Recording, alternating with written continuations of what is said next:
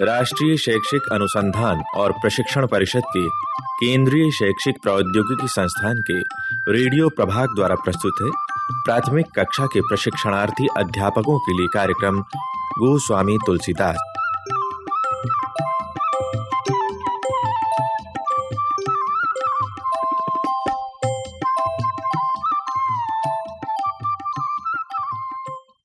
हमारे देश में राम कथा लगभग सभी प्रांतों और सभी भाषाओं में कही सुनी जाती है। बंगला, गुजराती, पंजाबी, तमिल, तेलुगु, मलयालम, यहाँ तक कि उर्दू भाषा में भी रामकथा लिखी गई है। परंतु आज से 400 वर्ष पूर्व तक रामकथा केवल संस्कृत भाषा में ही उपलब्ध थी। वाल्मीकि रामायण, कालिदास द्वारा लिखा गया रघुवंश महाकाव्य, राजशेखर द्वारा लिखी गई बाल रामायण, इन सब का रस केवल वही ले सकते थे जो संस्कृत भाषा के अच्छे जानकार थे। आम बोलचाल की भाषा में रामकथा लिखने का साहस कोई नहीं कर सकता था, और यदि कोई ऐसा साहस करता भी तो पंडित लोग उसे तरह तरह से सताते थे। ऐसे समय में एक व्यक्ति ने अद्भुत साहस और लगन से इस कार्य को पूरा किया। वो महान व्यक्ति थे गोस्वामी तुलसीदास जी। उन्होंने अवधी भाषा में रामचरितमानस नामक महाकाव्य की रचना की और राम कथा को जन जन तक पहुंचाया। जिस समय गोस्वामी तुलसीदास ने रामचरितमानस काव्य की रचना आरंभ की, उस समय देश की हालत बहुत बुरी थी। लोगों में ऊंच नीच के भेदभाव और आपसी झगड़े बढ़ गए थे। लोगों में भय बैठ गया था और आत्मविश्वास समाप्त होता जा रहा था। ऐसे समय में तुलसीदास ने श्री राम के आदर्श चरित्र को भारतवासियों के सम्मुख रखने का निश्चय किया, और इसी जन कल्याण की भावना से उन्होंने रामचरितमानस की रचना की। तुलसीदास जी बचपन से ही श्री राम के अनन्य भक्त रहे। इनके पिता का नाम आत्माराम दुबे और मां का नाम हुलसी था। इनका जन्म भी कुछ विचित्र परिस्थितियों में हुआ।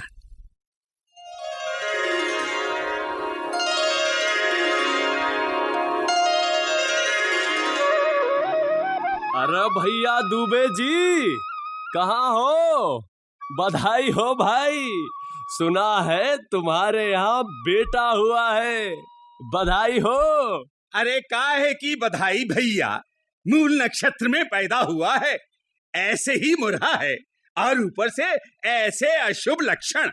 जानते हो, पैदा होते ही इसके मुंह से राम शब्द निकला। मुंह में देखो तो अभी से दांत हैं। ना जाने कोई राक्षस है या कोई दुष्ट आत्मा, ये तो माँ बाप को खा जाएगा। मैं तो इसे घर में नहीं रखूंगा। नहीं नहीं, ऐसा मत कहिए। मैं किसी भी तरह अपने बेटे को अपने से अलग नहीं होने दूंगी। नहीं हुलसी, ये यहाँ नहीं रहेगा। इसे तुरंत यहाँ से हटा दो, नहीं तो मैं खुद ही इसे कहीं फेंक आऊंगा। आत्माराम जी, जरा सोचिए, ये भी तो हो सकता है कि ये कोई ऐसी आत्मा हो जिसमें राम की याद बसी हो। नहीं नहीं नहीं, मैंने इसका जन्म लगन देखा है। ये तो माँ बाप का काल है, काल। इसके जीने से कोई लाभ नहीं है। फिर भी एक बार किसी और पंडित से राय लेने में हर्जी क्या है?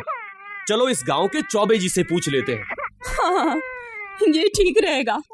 आप चौबे जी को भी राम बोला की कुंडली दिखा लीजिए, तब तक मेरे पास मेरी सखी मुनिया रहेगी।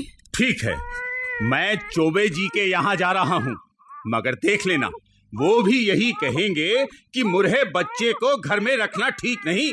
मैं आकर निश्चय ही इसे इस घर से बाहर कर दूंगा। मैं जा रहा हूँ। वाह रे हुलसी, कैसी घड़ी में माँ बाप ने तेरा नाम हुलसी रखा। आज जो हुलसने का दिन आया, खुश होने का दिन आया, तो क्या उसके साथ इतना बड़ा दुख भी देखना पड़ेगा?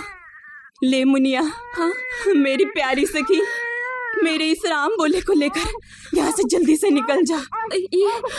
इसे अपनी सहेली की निशानी समझकर पाल लेना मेरी बहन। दूबे जी तो इसे यहाँ हरगिज नहीं रहने देंगे। हाँ बहन, मैं पूरा ध्यान रखूंगी। बालक राम बोला को लेकर हुलसी की सखी अपने ससुराल चली गई। लेकिन राम बोला अभी 5 वर्ष का ही हुआ था कि वो भी चल बसी।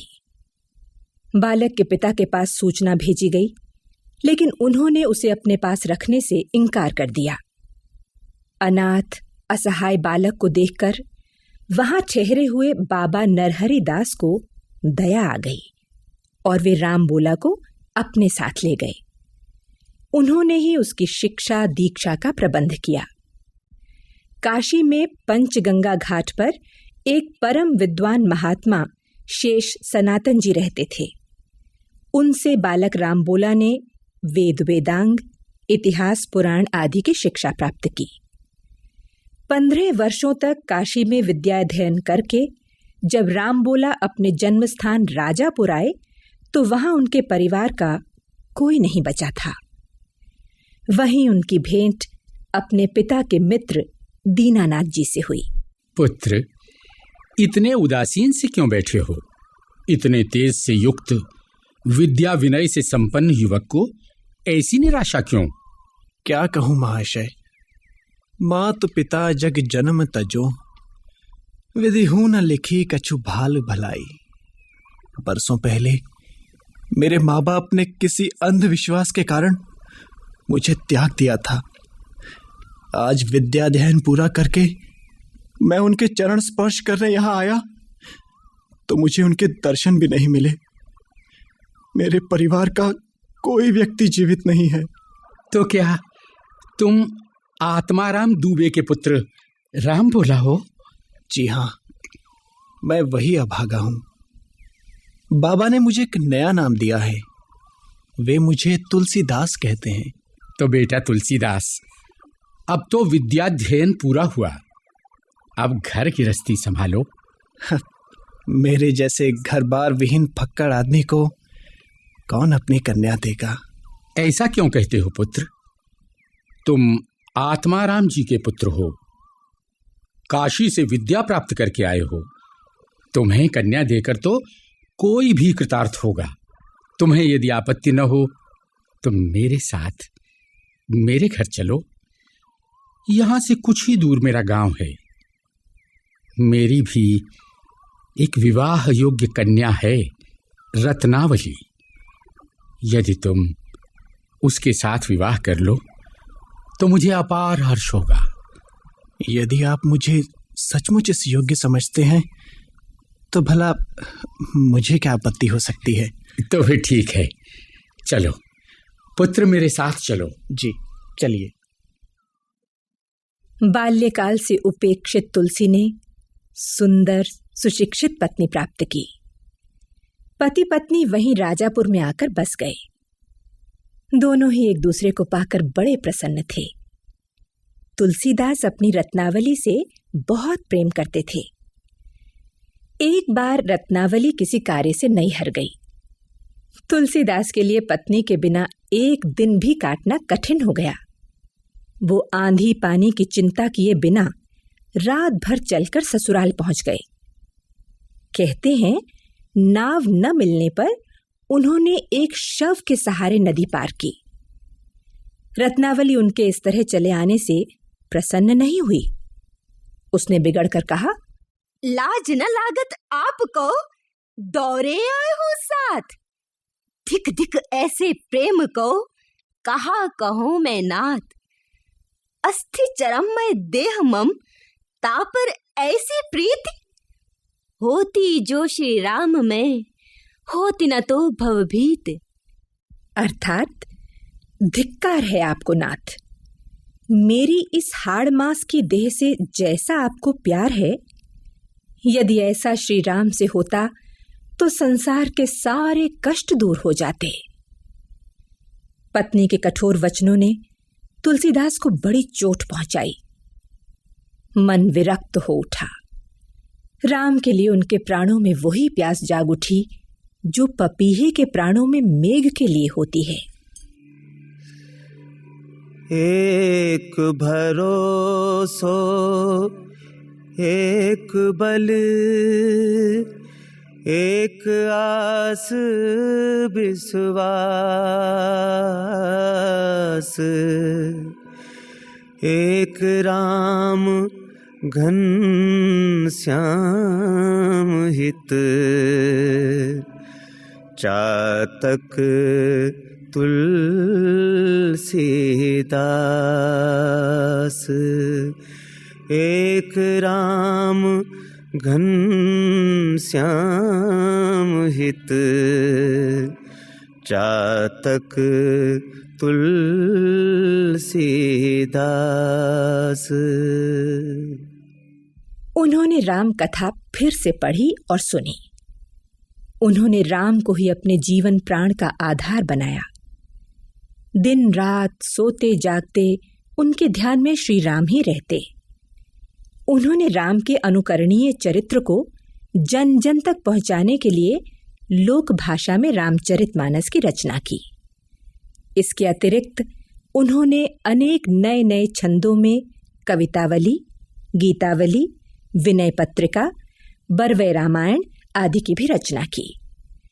इन सभी में श्री राम के चरित्र का वर्णन किया गया है। तुलसी के राम स्नेही और आज्ञाकारी पुत्र हैं और माता पिता की सेवा को अपना सौभाग्य समझते हैं। सुन जननी सोई सुत बड़ भागी, जो पितु मात चरण अनुरागी।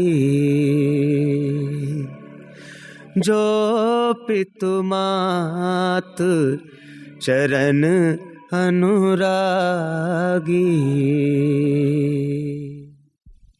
तुलसीदास राम के अनन्य भक्त अवश्य हैं, मगर उनकी भक्ति का आधार है राम का आदर्श चरित्र।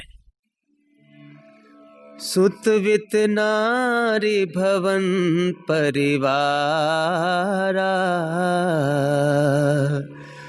हो ही जाहि जग बारहि बारा।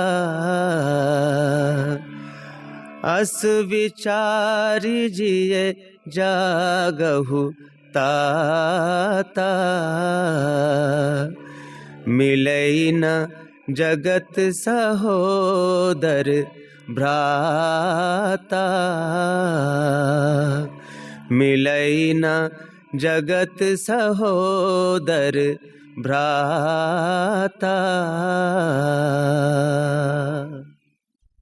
रूस के एक प्रसिद्ध समीक्षक से किसी ने प्रश्न किया कि तुलसी और उनका रामचरितमानस आपके देश में इतने लोकप्रिय क्यों हैं? उन्होंने उत्तर दिया, आप भले ही राम को ईश्वर माने, किंतु हमारे लिए राम के चरित्र की विशेषता ये है कि उसमें हमारे आधुनिक जीवन की प्रत्येक समस्या का समाधान मिल जाता है। इतना बड़ा चरित्र विश्व में मिलना असंभव है और इसी तरह इस विराट चरित्र का इतना अद्भुत चितेरा मिलना भी कठिन है।